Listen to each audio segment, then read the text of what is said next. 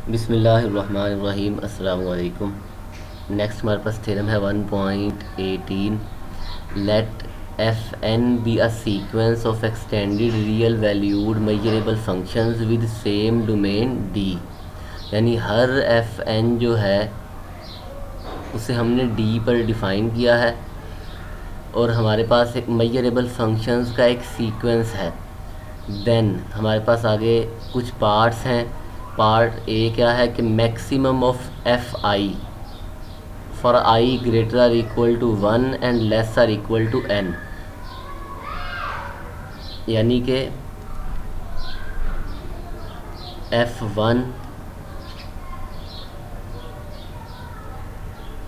Maximum of F1 F2 F3 up to Fn, इनमें से जो फॉर ईच एन जो मैक्सिमम है वो हमारे पास मेजरेबल फंक्शन होगा। यानी maximum of F I where I जो है वो हमारे पास ग्रेटर आर इक्वल टू 1 है and less or equal to N है। हमने प्रूव ये करना है। अगर हम पुट कर दें put H is equal to maximum of F I where I जो है वो वेरीज फ्राम 1 टू n। अब देखें फॉर एग्ज़ाम्पल F3 जो है वो इन सब में मैक्सिमम है। मैक्सिमम से मुराद क्या है, क्योंकि हमारे पास एक फ़ंक्शन है तो मैक्सिमम से मुराद ये है। फॉर एग्ज़ाम्पल हमारे पास एक कांस्टेंट फंक्शन है y is equal to a,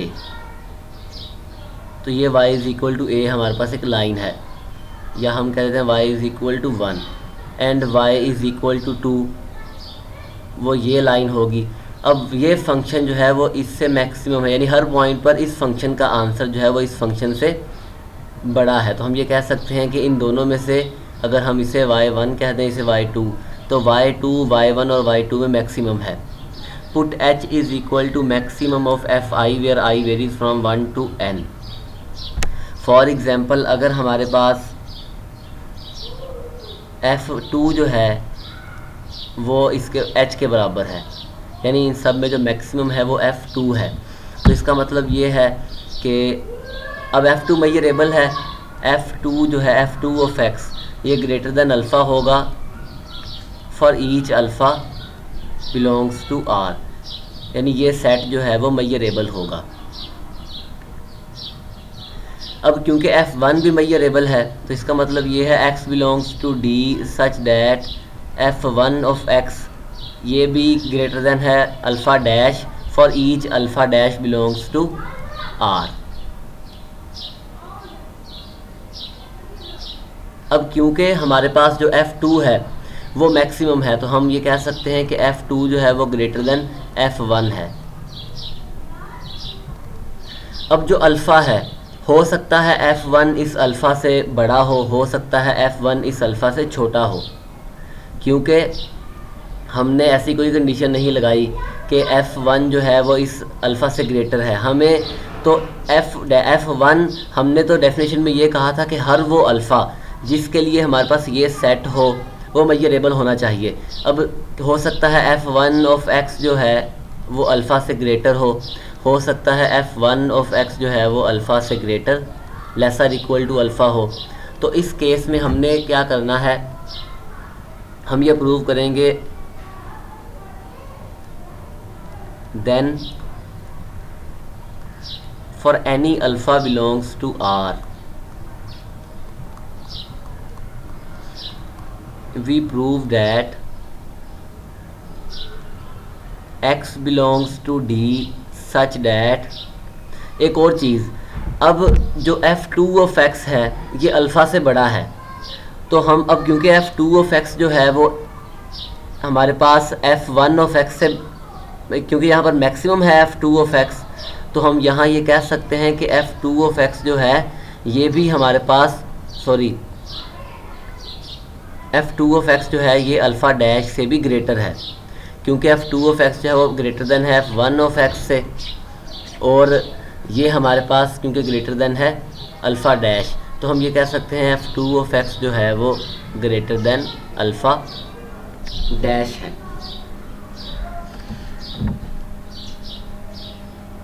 यानी इस रियल नंबर के लिए भी हमारे पास जो सेट होगा x belongs to d such that f2 of x जो है वो अल्फ़ा डैश से ग्रेटर है, इस रियल नंबर के लिए भी हमारे पास जो ये सेट है ये मेजरेबल होगा।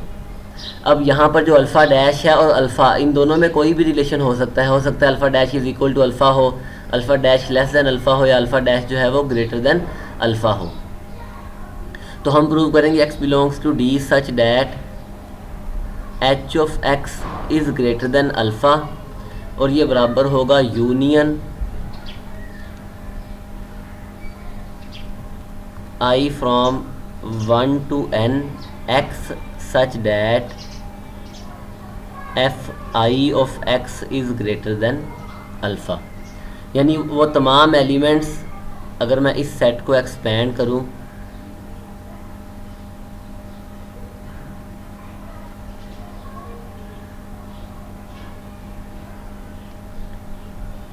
इस सेट को, तो ये बराबर है x such that f1 of x is greater than alpha union x such that f2 of x is greater than alpha union x such that fn of x is greater than alpha.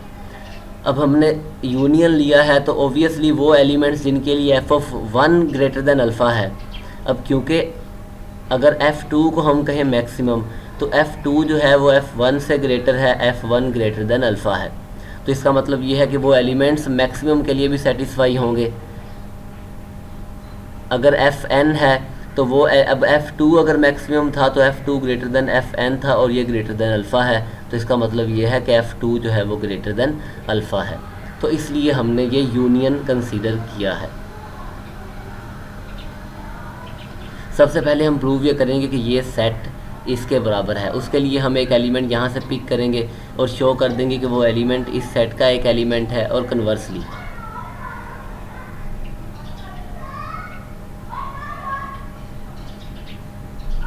Late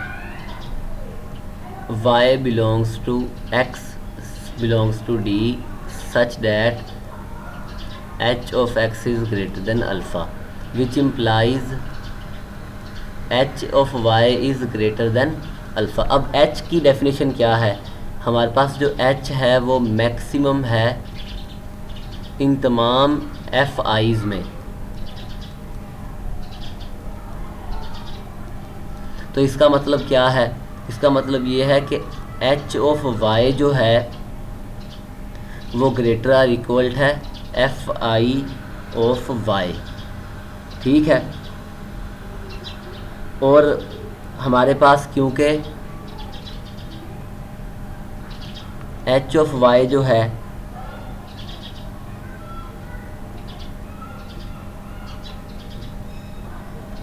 greater than alpha है, अभी हमने prove किया, तो हम ये कह सकते हैं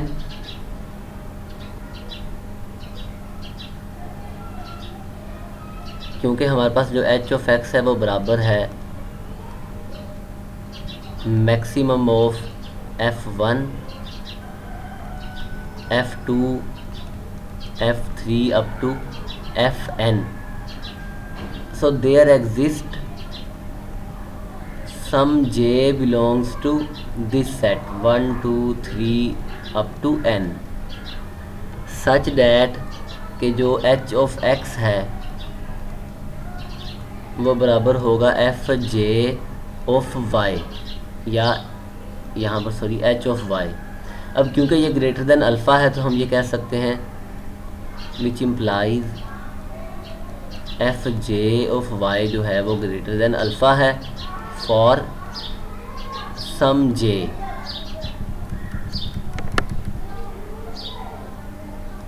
which implies y belongs to this set x such that fj of y जो है वो ग्रेटर देन अल्फ़ा है, या हम यहाँ यहाँ x आएगा fj of x is greater than alpha. अब ये एक सेट में है तो इन सब के यूनियन में भी होगा फॉर सम j।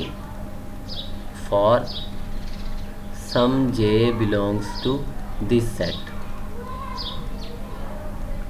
इसका मतलब ये है कि y जो है वो इन तमाम सेट्स के यूनियन में भी है, I from 1 to n x such that fi of x is greater than alpha, which implies x belongs to D such that h of x greater than alpha ये subset है union I from 1 to n x such that fi of x is greater than alpha। Conversely हम इस set का एक element लेंगे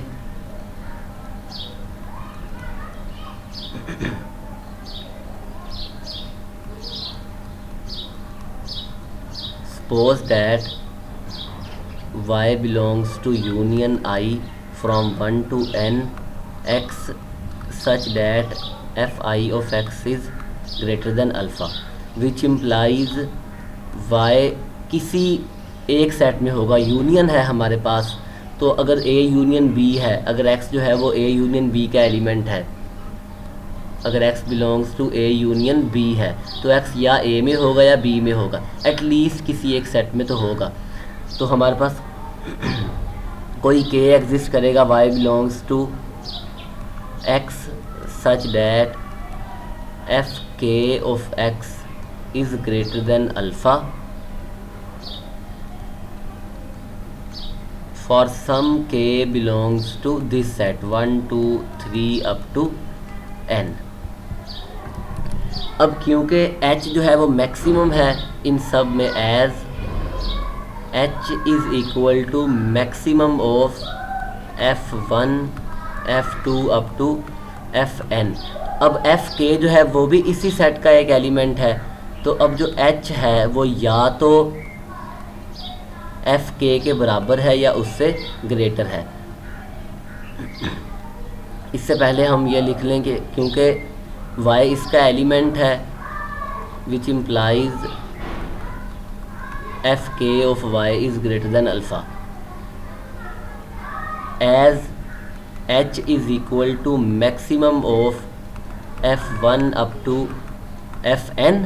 अब क्योंकि f के इसी सेट का एक एलिमेंट है तो f के जो है वो h के या तो बराबर होगा या h से छोटा होगा।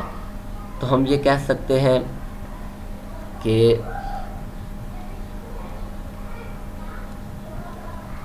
h of y is greater or equal to fk of y which is greater than alpha, which implies h of y is greater than alpha।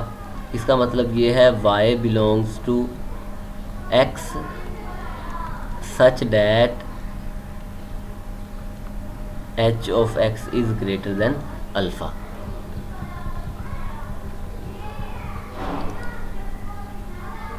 Which implies कि ये दोनों सेट जो हैं वो आपस में बराबर है।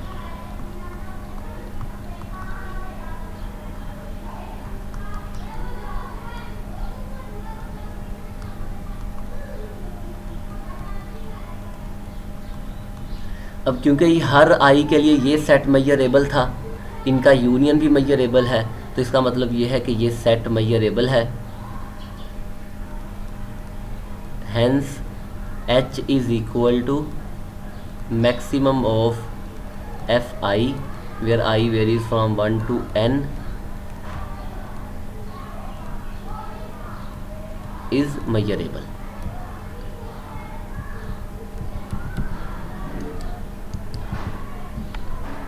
नेक्स्ट पार्ट है हमारे पास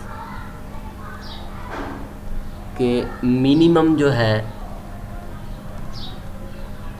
fi where I varies from 1 to n is measurable।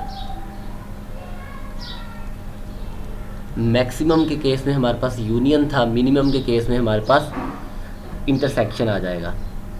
Late g जो है वो मिनिमम है,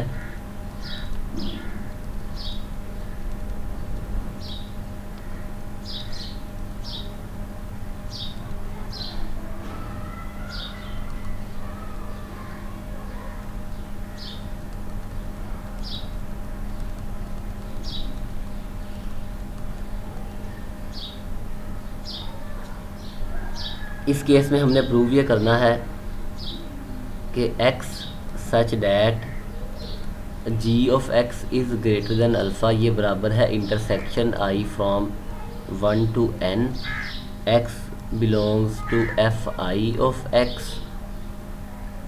और sorry x such that F I of x is greater than alpha. हमने ये प्रूव करना है कि ये सेट जो है वो इस इंटरसेक्शन के बराबर है। अगर हम फ़र्ज़ कर लें कि F2 जो है वो G के बराबर है, F2 जो है वो G के बराबर है, तो फिर इस केस में F2 जो होगा वो हर दूसरे फंक्शन से लेस होगा। F1 से भी लेस है, F3 से भी, F4 से भी। तो ओबियसली इस केस में हमारे पास इंटरसेक्शन आएगा, जैसे हमने मैक्सिमम के केस में देखा था। उस केस में हमारे पास यूनियन था, इस केस में हमारे पास इंटरसेक्शन होगा।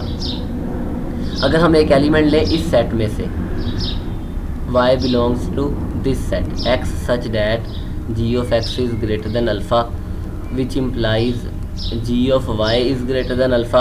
अब क्योंकि g जो है वो इन तमाम फंक्शन का मिनिमम है, तो इसका मतलब ये है कि g ऑफ y जो है वो लेस आर इक्वल है F I of y for all I, क्योंकि हर i के लिए हमारे पास जो g है वो या तो एफ ऑफ आई के बराबर है या उससे छोटा है। इस केस में अब ये ग्रेटर देन अल्फ़ा भी है, so which implies F I of y is greater than alpha for all i। अब इसका मतलब ये है y belongs to x such that F I of x is greater than alpha for all i।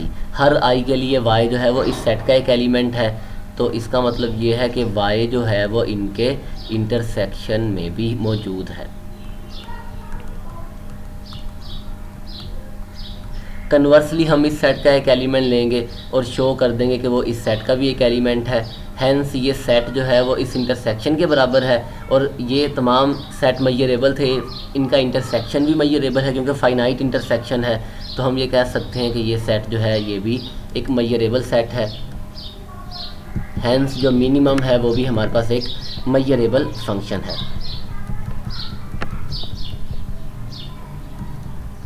Next हमारे पास part C है कि infimum of F N where N belongs to set of natural numbers is measurable.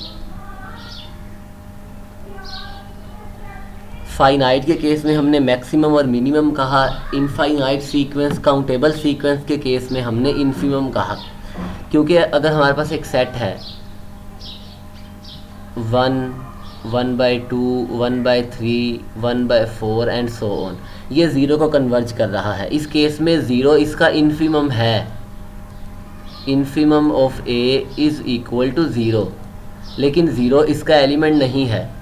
हम ये नहीं कह सकते कि zero इसका एक मिनिमम एलिमेंट है, नहीं, क्योंकि ज़ीरो यहाँ इस सेट का एलिमेंट नहीं है।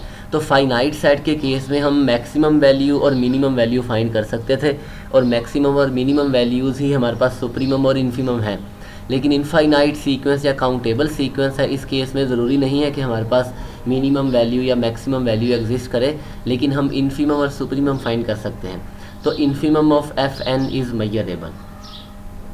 इसके लिए हम again put f is equal to infimum of F N where n belongs to set of natural number. Same हमने यहाँ प्रूव ये करना है कि हमारे पास जो सेट है x such that f of x greater than alpha is equal to intersection i from 1 to infinity x such that, या हम यहाँ सॉरी एफ एन कह देते हैं, n from 1 to infinity greater than alpha. Same वही हमारे पास working rule है। एक एलिमेंट इस सेट में से पिक करें, let y belongs to x such that f of x is greater than alpha. Which implies F of Y is greater than alpha as by definition of F. F क्योंकि हमारे पास infimum है और infimum की definition ये है कि F जो है वो बाकी तमाम फंक्शन से या तो छोटा है या उनके बराबर है। F of Y is less or equal to F N of Y for all N belongs to set of natural numbers, और ये ग्रेटर देन अल्फ़ा है, which implies F N of Y is greater than alpha for all N belongs to set of natural numbers, which implies y belongs to this set x such that fn of x is greater than alpha for all n, which implies कि y जो है वो इनके intersection में भी है क्योंकि हमारे पास हर n के लिए x y जो है वो इस सेट का एक एलिमेंट है। कन्वर्सली अब हमने ये शो कर दिया कि x सच दैट ये सेट इसका सबसेट है, intersection n from 1 to infinity, ये सेट जो है वो इस सेट का एक सबसेट है। कन्वर्सली हम इस सेट में से एक एलिमेंट पिक करेंगे,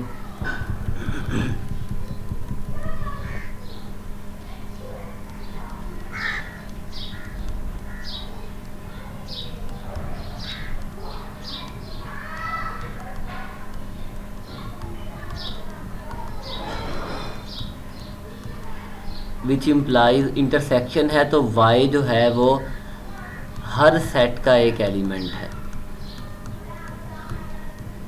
for all n belongs to set of natural numbers.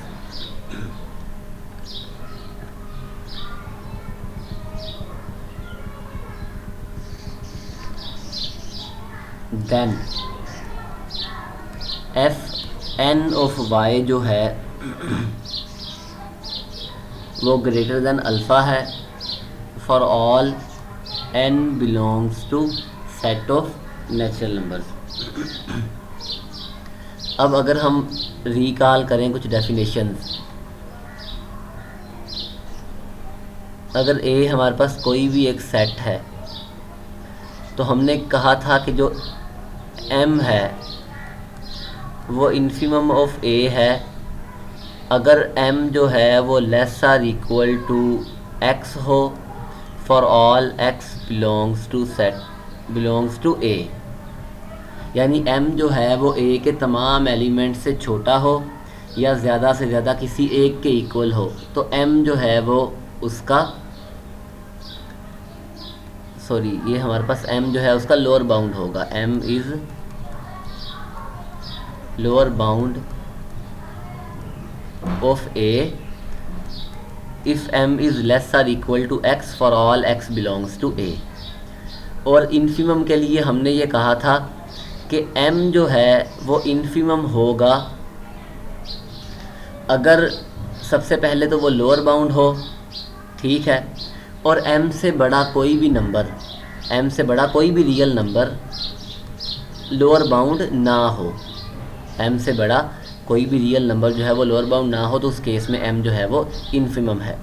अब यहाँ देखें अल्फ़ा जो है वो less or equal to F N of Y है। इसका मतलब ये है कि मैं ये कह सकता हूँ अल्फ़ा इस सेट का f1 f2 f3 and so on इस सेट का एक लोअर बाउंड है। अल्फ़ा जो है वो इस सेट का एक लोअर, ऑब्वियसली यहाँ पर फंक्शंस हैं तो हम किसी फंक्शन को किसी एलिमेंट पर अप्लाई करके ही चेक करेंगे, which implies alpha is a lower bound of f1 of y, f2 of y and so on. लेकिन बट f ऑफ y जो है वो इन्फीमम के बराबर है, किसके? f1 of y, f2 of y and so on. f of y जो है वो इसका इन्फीमम है, अल्फ़ा लोअर बाउंड है। हमने अभी यहाँ कहा कि अल्फ़ा m से बड़ा कोई भी रियल नंबर लोअर बाउंड नहीं होना चाहिए, लेकिन m से छोटे रियल नंबर लोअर बाउंड हो सकते हैं और ऑब्वियसली वो उसके लोअर बाउंड होते हैं। अगर अल्फ़ा लोअर बाउंड है और f ऑफ y इन्फिमम है तो इसका मतलब ये है कि अल्फ़ा इससे बड़ा नहीं है, which implies by definition of lower bound f of y is greater than alpha या alpha is less than f of y, यानी हर लोअर बाउंड जो है वो इन्फिमम से छोटा होता है, which implies y belongs to this set x such that f of x is greater than alpha. तो इसका मतलब ये है कि ये सेट है, hence x such that f of x greater than alpha ये बराबर है intersection n from 1 to infinity x such that f n of x is greater than alpha. अब क्योंकि मेजरेबल सेट्स हैं, हमारे पास एक काउंटेबल इंटरसेक्शन है, तो हम ये कह सकते हैं कि ये सेट मेजरेबल है, हेंस जो हमारे पास इन्फिमम है वो एक मेजरेबल फंक्शन है। नेक्स्ट हमारे पास पार्ट डी है कि जो सुप्रीमम है ये भी मेजरेबल है। Put h is equal to supremum of F N where n belongs to set of natural numbers. इस केस में हम प्रूव करेंगे x belongs to d such that h of x is greater than alpha, ये बराबर है union n from 1 to infinity x such that F N of x is greater than alpha. जैसे हमने part A में prove किया था वैसे ही हम इसे प्रूव कर सकते हैं। फ़र्क ये है कि वहाँ हमारे पास यूनियन फाइनाइट था, यहाँ हमारे पास यूनियन काउंटेबल है। अब हेंस ये सेट जो है ये फंक्शन जो है वो मेजरेबल है, क्योंकि ये तमाम सेट मेजरेबल हैं, इनका काउंटेबल यूनियन ले तो वो भी मेजरेबल है, तो इसका मतलब ये है कि ये सेट मेजरेबल है।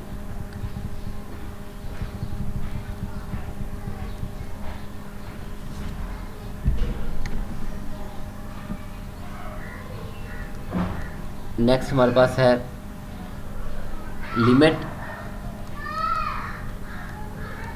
एफ एन, और ये लिमिट के ऊपर जो बार है इसका मतलब ये है कि हम लिमिट ले रहे हैं सुप्रीमम ऑफ एफ एन की। Limit sup of F N is measurable.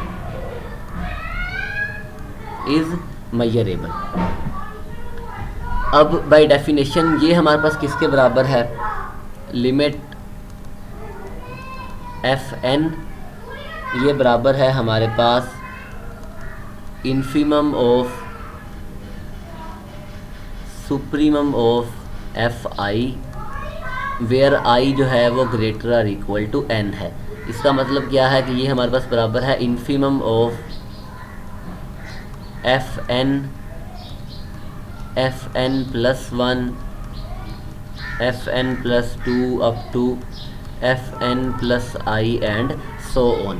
क्योंकि n यहाँ पर लेसर इक्वल टू आई है तो हम n को वेरी करेंगे, और n क्या है 1 2 3 एंड सो ऑन। इन सब में हमारे पास जो इन्फिमम जो हमारे पास यहाँ इन्फिमम आएगा, ओबियसली अगर हमारे पास यहाँ एफ एन आ गया इन्फिमम, सबसे पहले हम इसका सुप्रीमम लेंगे। ये हमारे पास सुप्रीमम है, सुप्रीमम सबसे पहले हम यहाँ पर इसका सुप्रीमम लेंगे, उसके बाद हम इसका इन्फिमम लेंगे, क्योंकि अभी तो हमने जस्ट इसको एक्सपेंड किया है I greater or equal to N F I को, जो कि F N plus 1 F N plus 2 F N plus I. अब एन की जगह 1 रख दें तो एक हमारे पास सीक्वेंस बन जाएगा, एन की जगह 2 रखें एक और सीक्वेंस बन जाएगा, एन की जगह 3 रखें एन की जगह 4 रखें एंड सो ऑन।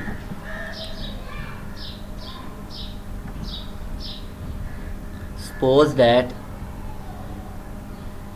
हम कह देते हैं कि ये लैम्डा के बराबर है, ये जो है ये हमारे पास लिमिट जो है वो लैम्डा के बराबर है। सपोज दैट ओबियसली हमने फंक्शंस पर लिमिट अप्लाई की है, उनका एक सीक्वेंस है फंक्शंस का, तो आंसर भी एक फंक्शन ही हमें मिलेगा। सपोज दैट के ये जो सुप्रीमम है वो एफ एन के बराबर है। F N is equal to supremum of F N plus 1 F N plus I and so on, और n जो है वो 1 2 3 हमारे पास सेट ऑफ नेचुरल नंबर्स का एक एलिमेंट है। अभी हमने पीछे प्रूव किया था कि कोई सीक्वेंस है, आप उसका सुप्रीमम लें तो वो जो फंक्शन आएगा वो मेजरेबल होगा। इसका मतलब ये है कि एफ एन मेजरेबल है। Since each F N is measurable,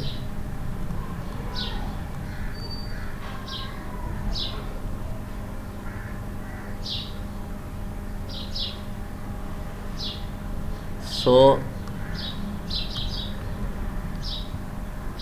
bye part D हमने भी प्रूव किया कि सूप जो है वो एक मेजरेबल है, फंक्शन है।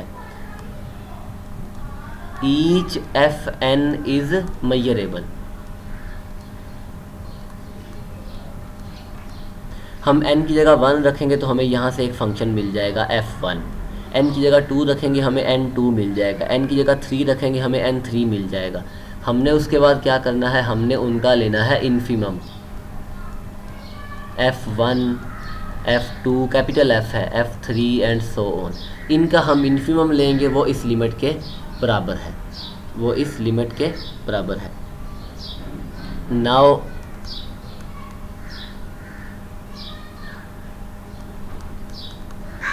fn is a sequence of measurable functions। क्योंकि हमारे पास हर fn जो है वो मेजरेबल है, तो ये सीक्वेंस भी मेजरेबल है। एंड हमने कहा था कि ये बराबर है लैम्डा के, और लैम्डा किसके बराबर है, लैम्डा हमारे पास बराबर है लिमिट fn, और ये बराबर है इन्फीमम ऑफ fn। ठीक है, अब हमने अभी प्रूव किया कि जो इन्फीमम ले हम मेजरेबल फंक्शंस का एक सीक्वेंस है, उनका इन्फीमम ले तो वो भी मेजरेबल है। So that lambda is a measurable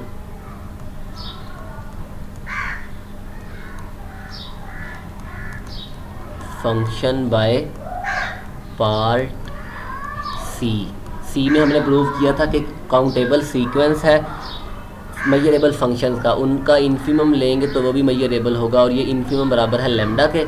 तो इसका मतलब ये है कि लैम्डा जो है वो मेजरेबल है। सिमिलरली हम प्रूव ये कर सकते हैं कि अगर हम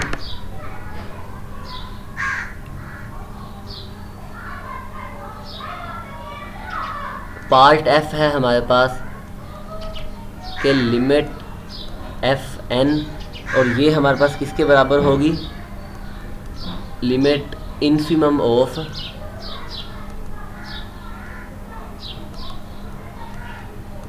fn, और बाय डेफिनेशन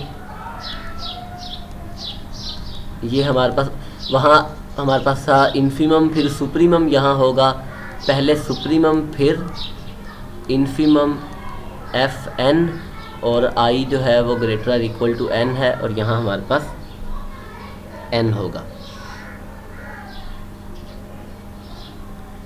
यहाँ हम पुट कर देते हैं, पुट gn जो है वो बराबर है infimum of fn plus 1 fn plus i and so on. अब gn मेजरेबल है, फिर उस सीक्वेंस, अब gn मेजरेबल है तो ये सीक्वेंस मेजरेबल होगा, उस सीक्वेंस का सुप्रीमम लेंगे तो वो भी मेजरेबल है। सिमिलरली जैसे हमने पार्ट ई में किया है वैसे हम इसे भी प्रूव कर सकते हैं। और पार्ट जी है हमारे पास कि f जो है वो बराबर है, हमने प्रूव ये करना है कि limit n approaches to infinity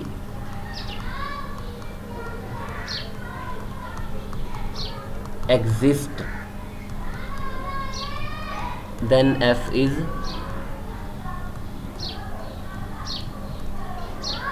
infimum की लिमिट और सुप्रीमम की लिमिट, यानी ये लिमिट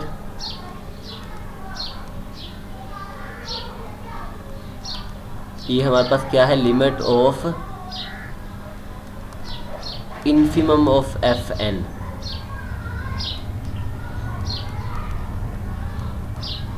और ये हमारे पास थी limit supremum of F N. अगर ये दोनों बराबर हों तो फिर हम कहेंगे कि हमारे पास इसकी लिमिट जो है वो एग्जिस्ट करती है। सो बाय हाइपोथेसिस हम ये कह सकते हैं कि एफ जो है वो बराबर है सुप्रीमम की लिमिट और इन्फिमम की लिमिट के बराबर है। अब क्योंकि ये भी मेजरेबल है हमारे पास, ये फंक्शन भी मेजरेबल है और ये दोनों बराबर है एफ़ के, विच इम्प्लाइज एफ इज़ मेजरेबल। ये मेजरेबल हमने अभी प्रूव किया है, इसे भी मेजरेबल प्रूव किया है और इसे भी मेजरेबल प्रूव किया है।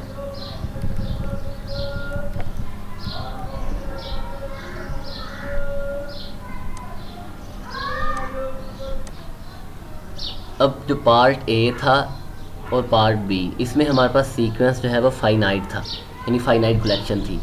सी से जी तक हमारे पास जो भी हमने सीक्वेंस कंसीडर किया था वो काउंटेबल था, यानी काउंटेबली इन्फिनिट था। लेकिन इन पार्ट्स को हम अनकाउंटेबल सीक्वेंस के लिए जो है वो नहीं कर सकते प्रूव। हम उसकी एक काउंटर एग्जांपल देखते हैं। अगर हमारे पास for each f alpha, alpha जो है वो किसी सेट आई का एक एलिमेंट है। आई क्या है, कोई भी आर्बिट्रेरी इंडेक्सिंग सेट है। इंडेक्सिंग सेट ऐसा सेट होता है जिससे हम सिंबल्स लेते हैं। अल्फ़ा हमारे पास रियल, अल्फ़ा जो है वो इंटीजर भी हो सकते हैं, अल्फ़ा रियल नंबर भी हो सकता है, यानी एक सिंबल है arbitrary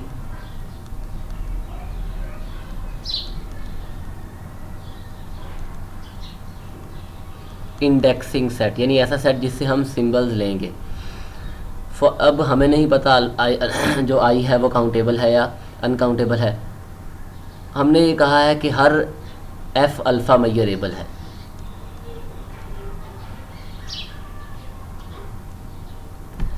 F alpha is measurable, alpha belongs to I. ठीक है, अब अगर हम इनका सुप्रीमम लें तो वो ज़रूरी नहीं है कि मेजरेबल हो। Then supremum f alpha, alpha belongs to I, need not be measurable.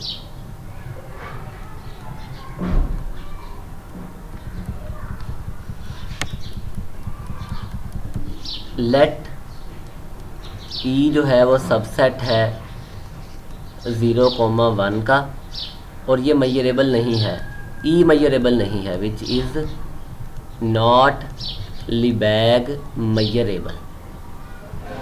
Define करें फंक्शन कि एफ अल्फ़ा ऑफ एक्स ये बराबर है 1 के if x is equal to alpha, और ये बराबर है 0 के if x is not equal to alpha. देखें, अगर मैं फॉर एग्जांपल अल्फ़ा को ले लूँ, अल्फ़ा बराबर है 1/2 के, अगर तो मेरे पास यहाँ x की जगह 1/2 है तो आंसर 1 है, अदरवाइज़ 0 है, क्योंकि x is equal to alpha and x is not equal to alpha. हमने इस तरह से इस फंक्शन को डिफ़ाइन किया है। अब अगर मैं ये जो अल्फ़ा है ये तमाम एलिमेंट्स सेट ई में से लूँ, अगर मैं ये जितने भी एलिमेंट्स हैं वो सेट ई में से लूँ, फॉर ईच, हमने कहा है कि आई आर्बिट्रेरी इंडेक्सिंग सेट है, for each alpha belongs to X. इसका मतलब क्या होगा, इसका मतलब ये होगा कि जब भी हमारे पास x जो है, जब हम x को इस सेट में से कंसीडर करेंगे और x बराबर होगा अल्फ़ा के तो आंसर 1 आ जाएगा। अगर x is not equal to alpha होगा तो आंसर 0 आ जाएगा।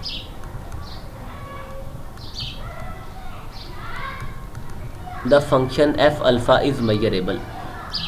ओबियसली ये हमारे पास मेजरेबल है हर अल्फ़ा के लिए। अल्फ़ा बिलोंग्स टू आई है, आई एक इंडेक्सिंग सेट है। अगर हम सुप्रीमम लेंगे, ये किसके बराबर होगा, union alpha belongs to E such that X such that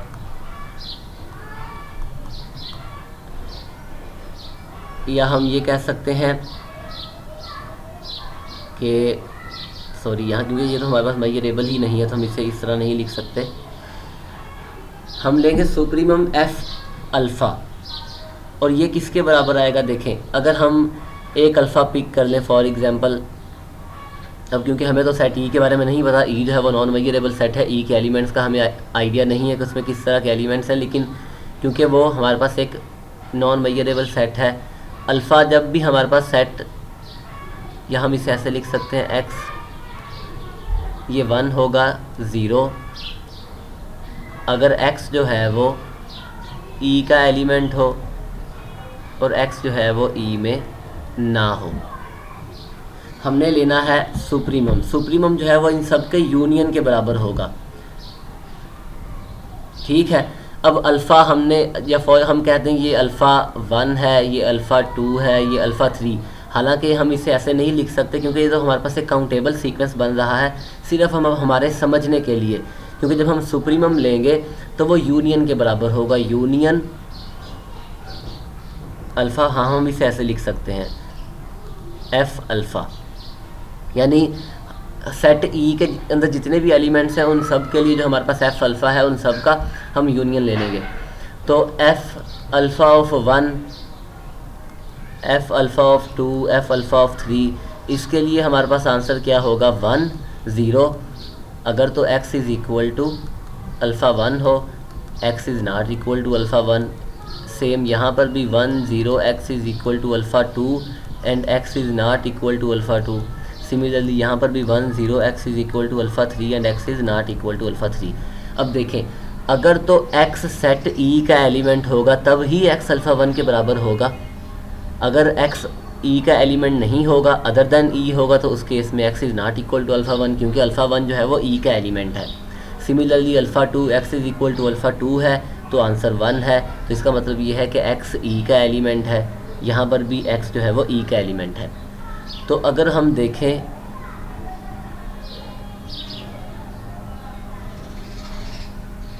characteristic function को हमने डिफ़ाइन किया था, वो किसके बराबर था, किसी भी सेट e पर वो 1 के बराबर था if x belongs to e, और वो 0 के बराबर था if x does not belongs to e। तो अभी मैंने आपको अल्फ़ा 1, अल्फ़ा 2 और अल्फ़ा 3 के लिए बताया कि अगर तो x e में होगा तो आंसर 1 है, अगर x e में नहीं होगा तो आंसर 0 है। तो हम इससे कह सकते हैं कि ये कैरेक्टरिस्टिक फंक्शन के बराबर है, जो कि हमारे पास इक्वल है 1 एंड 0 के, if x belongs to set e and if x does not belongs to set e। इस केस में अब देखें, ये जो हमारे पास फंक्शन है वो मेजरेबल नहीं है, ये फंक्शन जो है वो मेजरेबल नहीं है।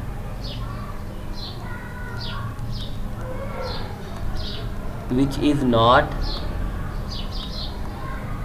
मेजरेबल, इसका मतलब ये है कि इस केस में जो हमारे पास सुप्रीमम है वो मेजरेबल नहीं है, और यही हमने प्रूव करना था।